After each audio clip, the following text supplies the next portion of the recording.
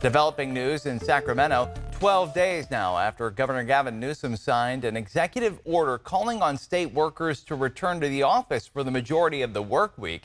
There's new guidance on how it will all play out. ABC 10's Gabriel Porras joins us now in studio to break down the new guidance and workers' concerns. Well, Luke, the union that represents the majority of state workers has called the return to office executive order out of touch and said it will cost tax workers money during a time of economic uncertainty.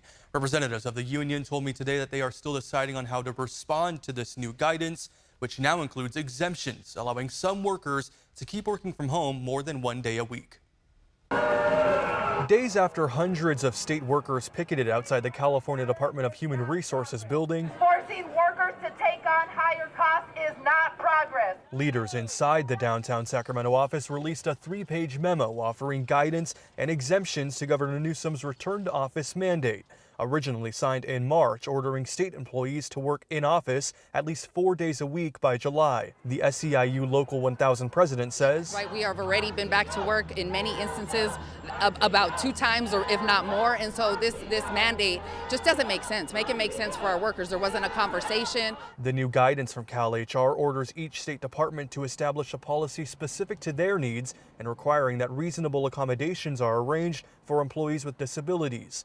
Employees exempt from the mandate include those who do not live within 50 miles of their duty station and already have agreements in place to work remotely for more than 1 day per week. Once that position becomes vacant, though, it's required to default to a minimum requirement of 4 days of in-person work. Employees who provide services or conduct business at agreed-upon alternate work locations are also exempted.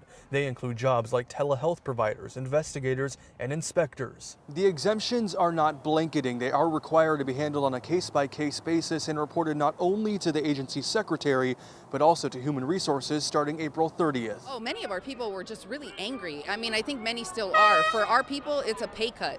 We, unions, are the fighters for workers' rights, and we will continue to do that. Union that you heard from there, SEIU Local 1000, has filed an unfair labor practice charge with the state over the mandate. They say the process will likely take a while and the clock is ticking. That return to office order is set to go into effect just over 100 days from now.